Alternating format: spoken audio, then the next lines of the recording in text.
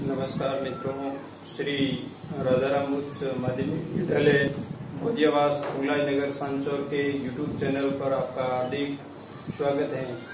मित्रों, आज हम कक्षा 12 की ज्योग्राफी को लेकर आपके सामने प्रस्तुत हैं और जिसमें आज कक्षा 12 की ज्योग्राफी में हम पढ़ेंगे विश्व की प्रमुख जनजातियां, और जिसमें हमने जनजातियों का भाग फर्स्ट के अंतर्गत पढ़ा था कि ठंडे व ध्रुवीय प्रदेश की जनजातियां, और ठंडे व ध्रुवीय प्रदेश की जनजातियों में जैसे कि एस्किमो, सैमोयड्स, याकूत, चुक्सी, टुंग इत्यादि विश्व की जो जनजातियां हैं वे ठंडे व ध्रुवीय प्रदेश में निवास करती हैं।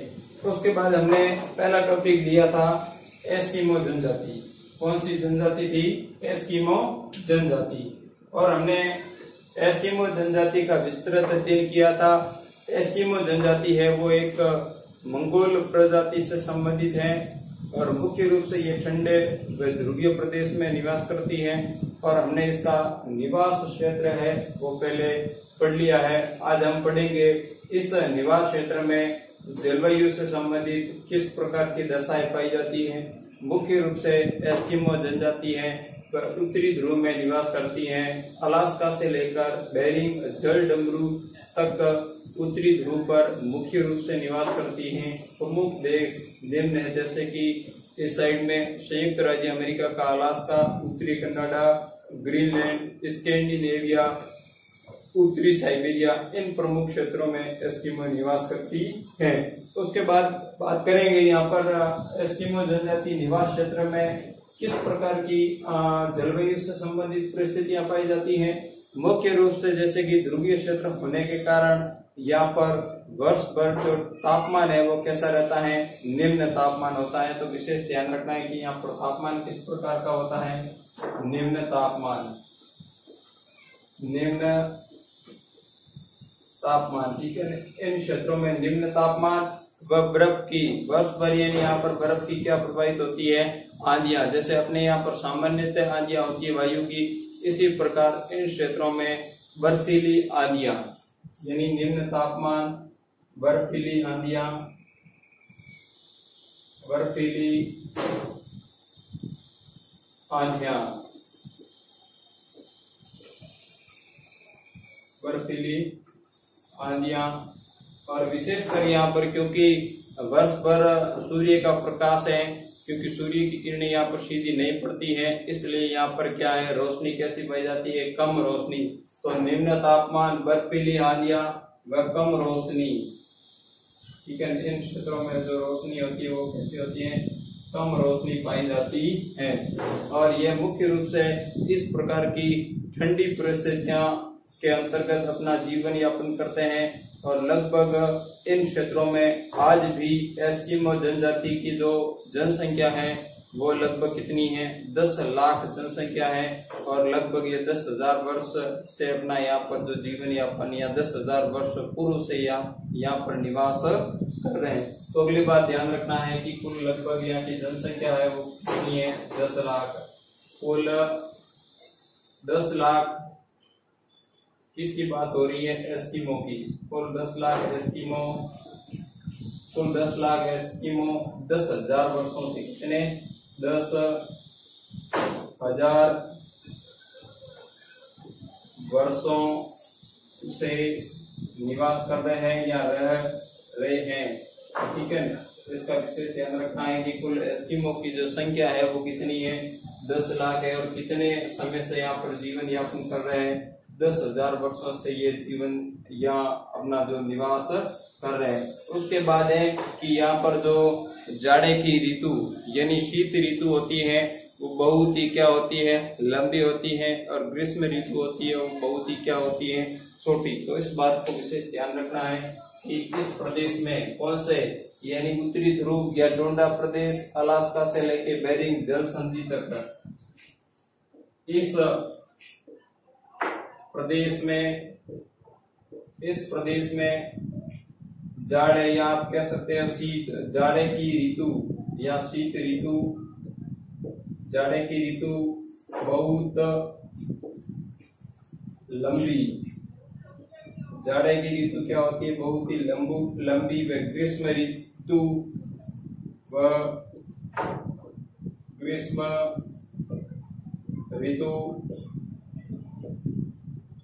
बहुत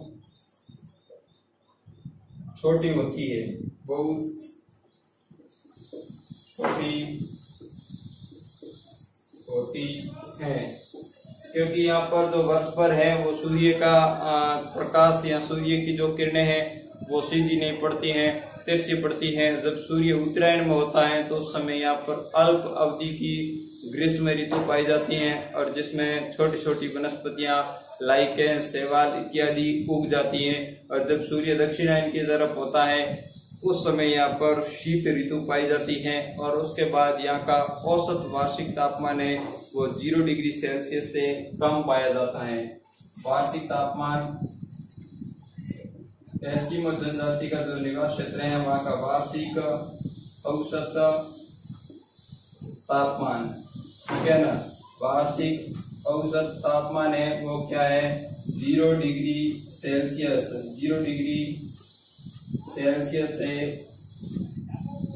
सेल्सियस से कम रहता है। यानी आप कह सकते हैं कि सदैव यहाँ पर बर्फ जमी रहती है। वर्ष पर यानी तापमान यहाँ का रहता है वो कितना रहता है?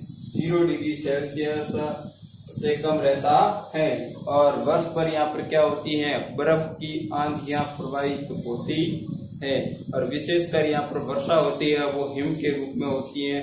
तो यहाँ पर वर्ष पर क्या होती है? बर्फ की आंधियां प्रवाहित होती है, इसका भी ध्यान रखना। बर्फ की आंधियां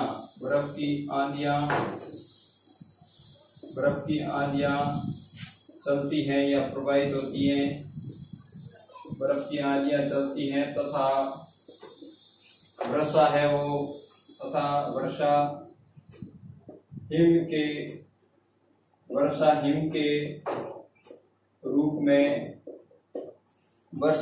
रूप में होती है, ठीक है ना। वर्षा है वो कैसे होती है? हिम के रूप में एस्किमो जनजाति निवास करती है। उस क्षेत्रों में बर्फ की आंधियां चलती हैं तथा वर्षा है वो हिम के रूप में होती है। और यहाँ पर कठोर जलवायु, क्योंकि यहाँ पर टेम्परेचर है वो वर्ष पर कैसा रहता है?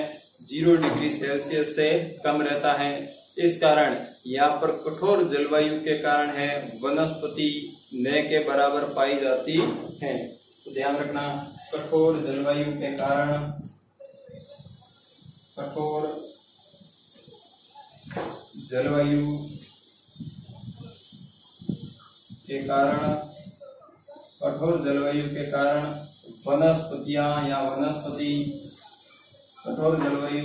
वनस्पति का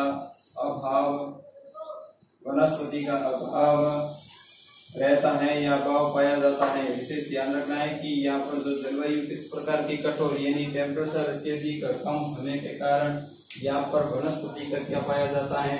अभाव पाया जाता है। केवल मैंने पूर्व में भी बताया था, केवल ग्रीष्म काल के समय यहाँ पर शैवाल, लाइकेन, काई इस प्रकार की छोटी छोटी वनस्पतियां उग जाती है या फिर रंग बिरंगे पुष्प वाली वनस्पतियां उगती हैं। तो इसका ध्यान रखना कि ग्रीष्म काल में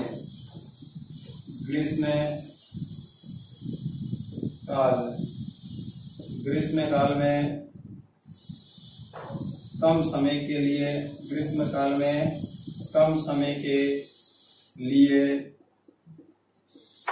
या फिर अल्प अवधि कह सकते हो, ग्रीष्म काल में कम समय या अल्प अवधि के लिए शैवाल, उसके बाद है काई और उसके बाद है लाइकेन आदि। इस प्रकार की छोटी छोटी वनस्पतियां आदि रंग बिरंगी, ठीक है, आदि रंग बिरंगे फूलों वाली, ठीक है, रंग बिरंगे फूलों की या फूलों की वनस्पति उग जाती है। विशेष ध्यान रखना है, उग जाती है।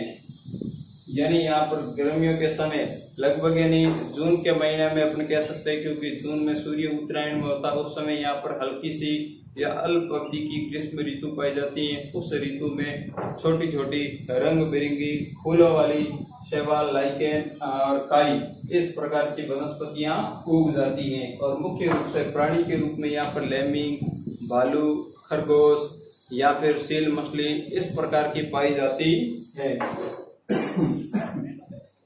यहाँ पर प्राणी जात की अगर बात करते हैं तो ध्रुवीय भालू, ध्रुवीय भालू, ध्रुवीय भालू, लेमिंग, खरगोश, ध्रुवीय भालू, लेमिंग, खरगोश, कस्तूरी मरग, कस्तूरी मरग, कस्तूरी मरग, कैरीबाऊ, जिसे अपने कहते हैं रेंडियर, क्या कहते हैं, रेंडियर, लोमड़ी, लोमड़ी, भेड़िए,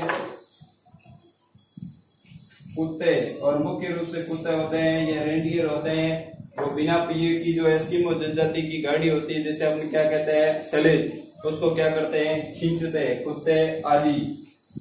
कुत्ते आदि प्राणी पाए जाते हैं, प्राणी पाए जाते हैं,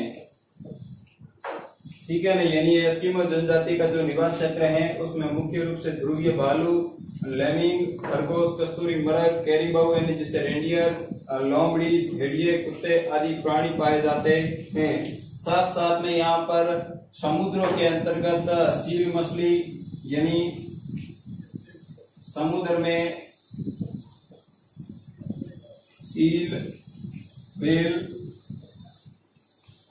वालरस जैसी विशाल मछलियां पाई जाती हैं। और मुख्य रूप से एस्किमो जनजाति के अगर मान लीजिए जीवन में देखा जाता है तो सील और व्हेल, वालरस इन तीनों मछलियों का महत्वपूर्ण योगदान है। विशाल मछलियां पाई जाती हैं।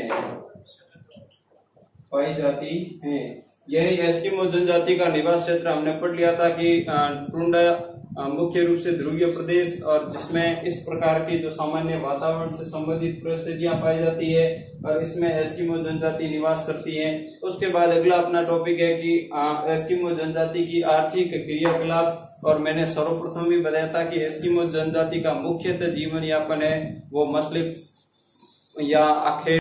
यानी आगे हम पढ़ रहे थे एस्किमो जनजाति की आर्थिक क्रियाकलाप, आर्थिक क्रियाकलाप, आर्थिक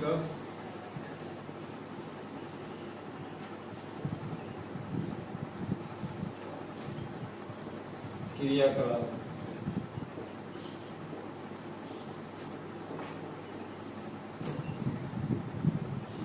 मुख्य रूप से एस्किमो जनजाति के जो आर्थिक क्रियाकलाप है वो आखेट है, और इनके जीविकोपार्जन का मुख्य स्रोत है वो क्या है, आखेट है। एस्किमो जनजाति के आखेट, आर्थिक क्रियाकलाप में आखेट। और जीविकोपार्जन को आप इस प्रकार भी कह सकते हो इनकी जीवन यापन, यानी एस्किमो जनजाति का जीवन यापन है वो मुख्य रूप से है मछलियों का शिकार करते हैं, उसके माध्यम से ही अपना जीवन यापन करते हैं। जीविकोपार्जन का एकमात्र साधन है वो क्या है, आखेट। जीविकोपार्जन का एकमात्र साधन है, जीविकोपार्जन है एस्किमो जनजाति के जो जीविकोपार्जन का क्या है एकमात्र साधन, क्या, आखेट। अब विशेष रूप से यहाँ से बोर्ड परीक्षा में एक बढ़िया प्रश्न उठ सकता है कि एस्किमो जनजाति का आखेट क्या है समझाइए, या फिर छोटा प्रश्न हो सकता है। मैं आपको बता देता हूँ कि एस्किमो जनजाति है वो ऋतुओं के आधार पे दो प्रकार का आखेट करती हैं। एक आखेट है शीतकालीन आखेट और दूसरा आखेट है वो बसंतकालीन आखेट है। आज हम सर्वप्रथम बात करेंगे शीतकालीन आखेट की। शीतकालीन आखेट में क्या होता है? शीतकालीन आखेट, शीतकालीन आखेट। और विशेषकर ध्यान रखना है कि शीतकालीन आखेट है वो दो प्रकार के होते हैं। कितने प्रकार के होते हैं? दो प्रकार। एक होता है मऊपाक और एक होता है इतुरपाक।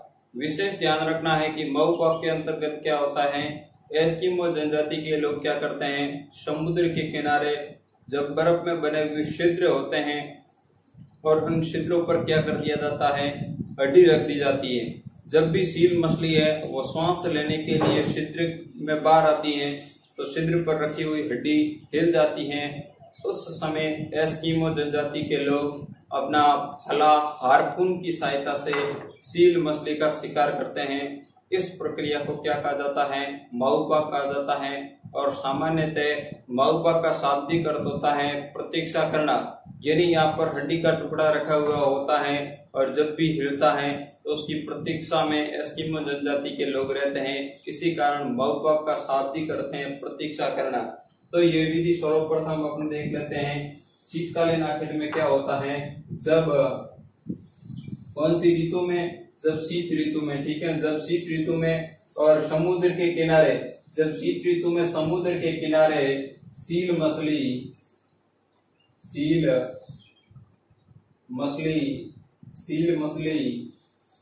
बर्फ में बने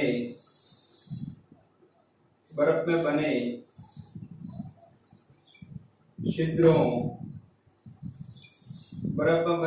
में, बर्फ में जो छिद्र बने हुए हैं, बर्फ में बने छिद्रों में सांस लेने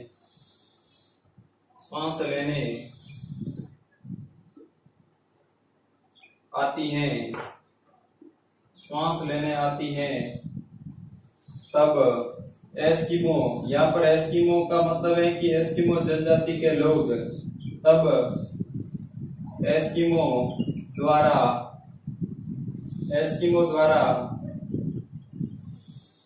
रखी हड्डी की सड़ या फिर हड्डी का टुकड़ा या हड्डी की सड़ हिल जाती है। क्या हो जाता है, हिल जाती है। हड्डी का टुकड़ा है वो हिल जाता है या हिल जाती है, तब एस्किमो अपने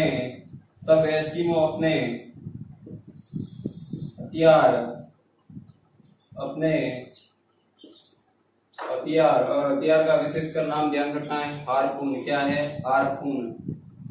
बढ़िया प्रश्न आ सकता है यहाँ पर। हार्पून क्या है, एस्किमो जनजाति का भाला। हार्पून से सील मछली, हार्पून से सील मछली का शिकार, सील मछली का शिकार करते हैं। सील मछली का क्या करते हैं, शिकार करते हैं। और इस प्रक्रिया को या इसे क्या कहते हैं, मऊपाक कहते हैं। इसे ध्यान रखना, इसे मऊपाक क्या कहते हैं, मऊपाक कहते हैं। ठीक है ना। इसको एक बार मैं समझा देता हूँ कि इसमें क्या होता है कि शीत ऋतु में समुद्र के किनारे इस प्रकार के, मान लीजिए क्या होते हैं, छिद्र बने हुए होते हैं। क्या होते हैं, छिद्र बने हुए होते हैं और इन छिद्रों के ऊपर हड्डी का टुकड़ा रखा जाता है। क्या रखा जाता है, हड्डी का टुकड़ा।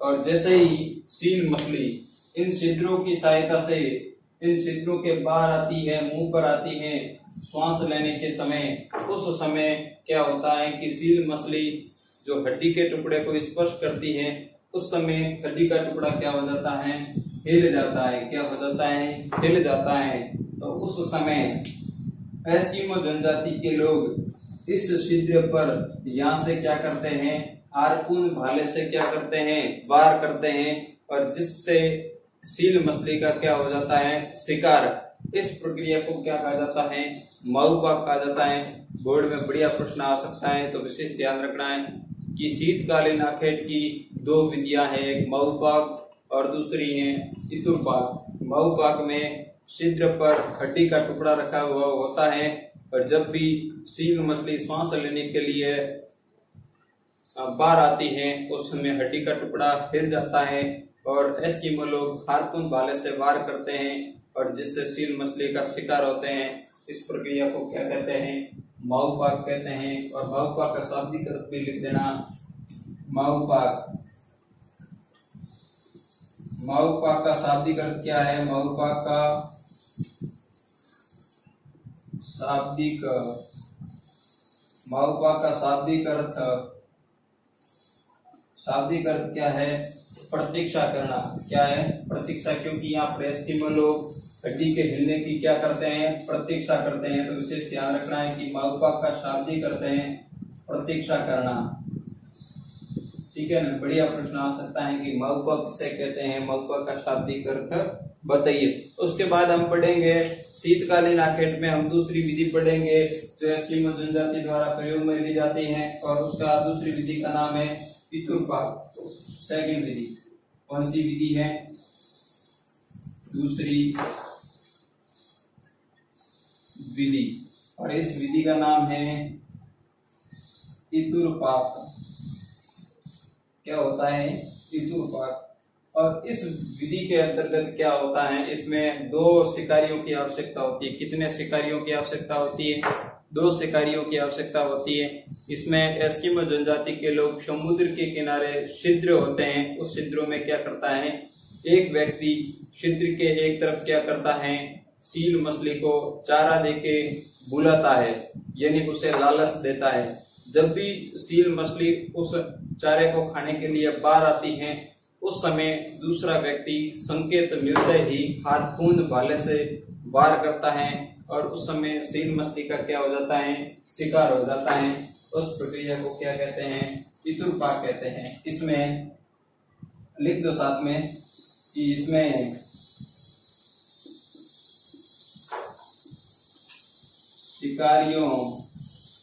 शिकारियों द्वारा 2 छिद्र, कितने छिद्र हैं? 2 छिद्र हैं। 2 छिद्र बनाए जाते हैं। कितने छिद्र बनाए जाते हैं? 2 छिद्र बनाए जाते हैं। विशेष ध्यान रखना है। और एक छिद्र में, दोनों छिद्र जुड़े हुए हैं और एक छिद्र में एक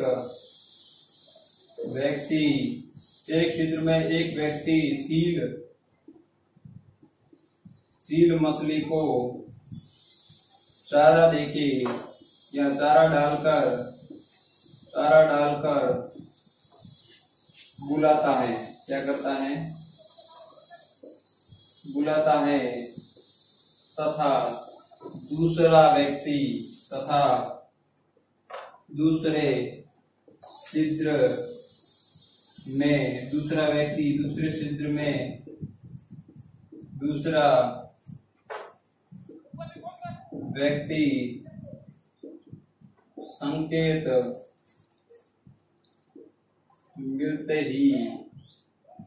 मिलते ही हार्पून से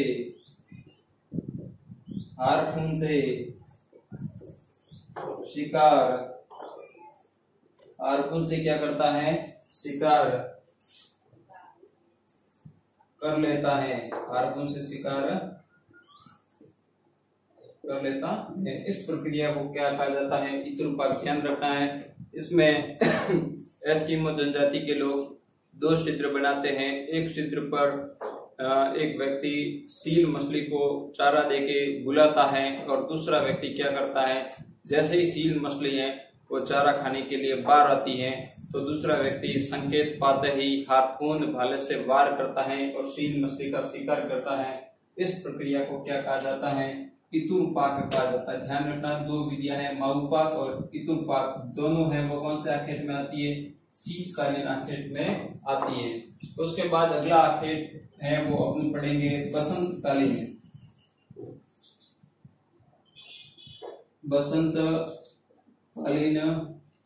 आखेट।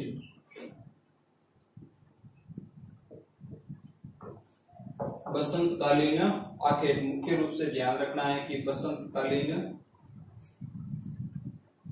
और इनमें क्या होता है, मुख्य रूप से गर्मियों के समय होता है। और जैसे ही गर्मियों के समय सील मछलियां समुद्र के किनारे धूप सेकने के लिए बाहर आती हैं, उस समय एस्किमो जनजाति के लोगों द्वारा कुत्तों की सहायता से इनका शिकार कर दिया जाता है। और इस प्रक्रिया को क्या कहा जाता है, उतोक कहा जाता है। क्या कहा जाता है, उतोक। तो परिभाषा के रूप में आप लिख दो कि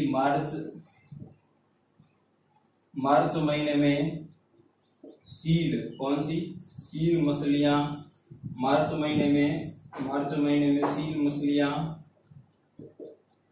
मछलियां श्वास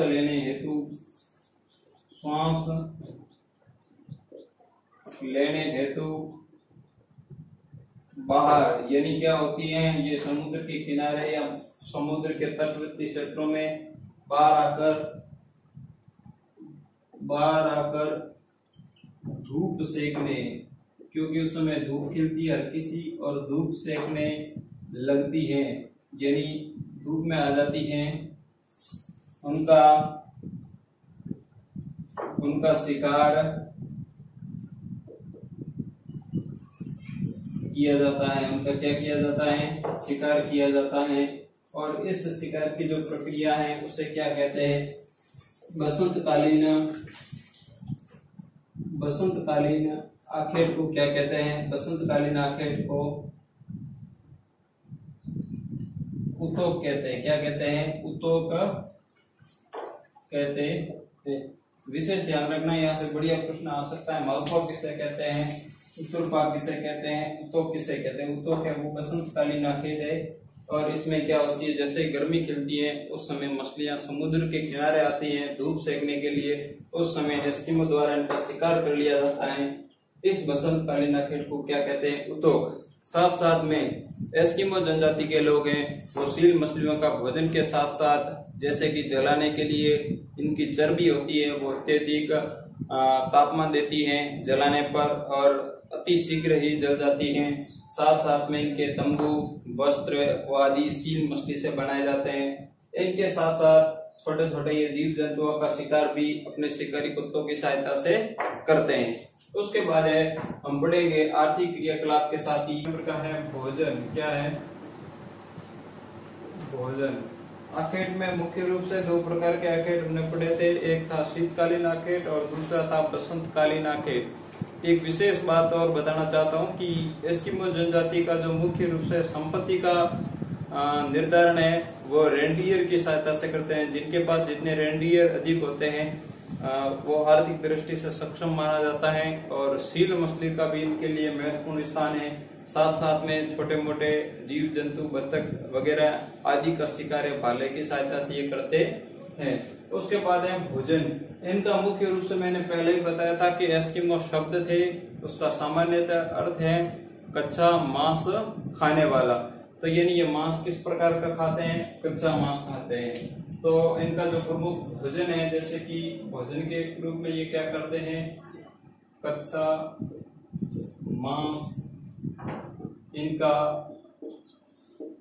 प्रमुख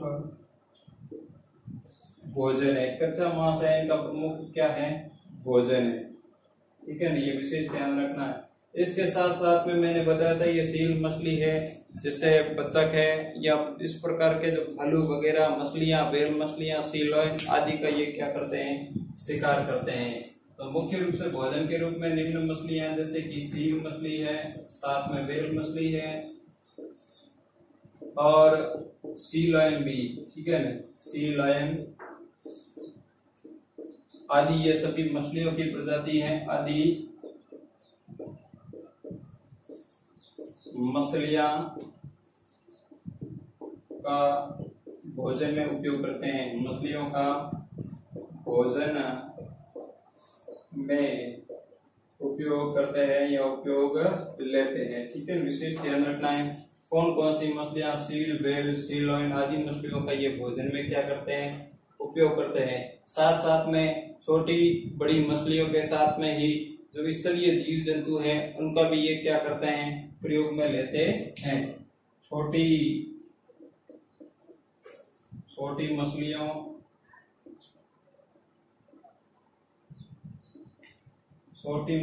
व स्थलीय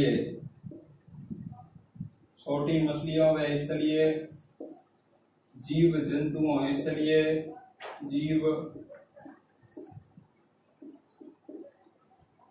जीव जंतुओं से भी भोजन प्राप्त होता है। स्थलीय जीव जंतुओं से भी भोजन प्राप्त होता है, इसका विशेष ध्यान रखना, ठीक है ना।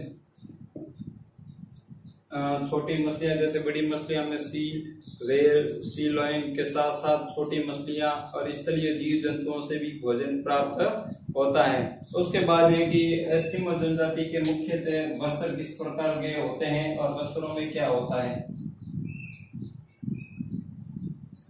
वस्त्र, और मुख्य रूप से यहाँ पर वस्त्र की बात करते हैं कि मुख्य रूप से यह वस्त्र है वो कैरिबो की खाल से ही बनाते हैं, क्योंकि ये सील मछली की खाल की तुलना में क्या होते हैं, अत्यधिक गर्म होते हैं।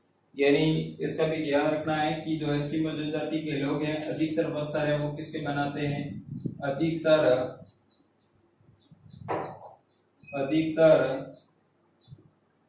कैरिबो की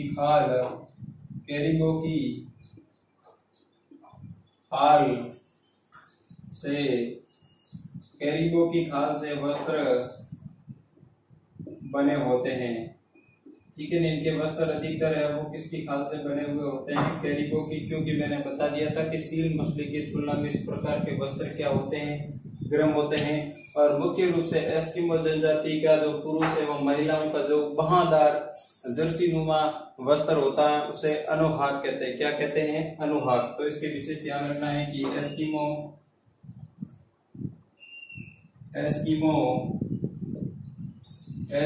का जर्सी नुमा, कैसा, जर्सी नुमा, एस्किमो का जर्सी नुमा बहादार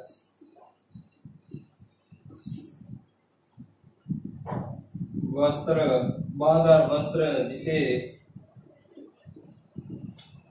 बहादार वस्त्र होता है जिसे टिमिया कहते हैं, और बहादार वस्त्र के ऊपर जो पहनने वाला वस्त्र होता है उसे अनुहाक कहते हैं। क्या कहते हैं, अनुहाक कहते हैं। बहादार वस्त्र जिसे तिमिहाक कहते हैं। क्या कहते हैं, तिमिहाक कहते हैं। और इस तिमिहाक के ऊपर जो पहनने वाला मुख्य रूप से वस्त्र है तिमिहाक के ऊपर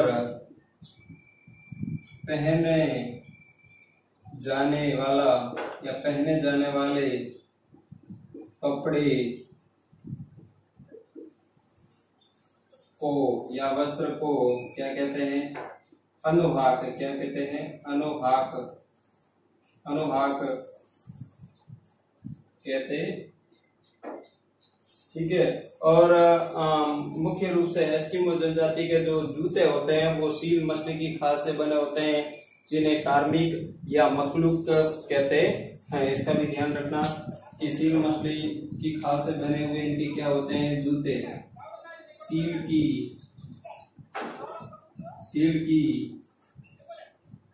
खाल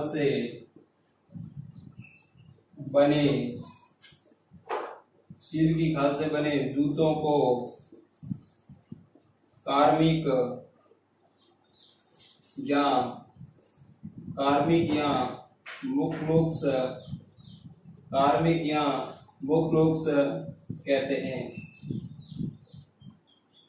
ठीक है। इस प्रकार के एस्किमो जनजाति का भोजन मछलियों के रूप में और वस्त्र मुख्य रूप से कैरिबो की खाल से बने होते हैं, क्योंकि सील मछली की तुलना में इनकी जो खाल होती है वो क्या होती है, अत्यधिक गर्म होती है। धन्यवाद, आगे अपन कल पढ़ेंगे।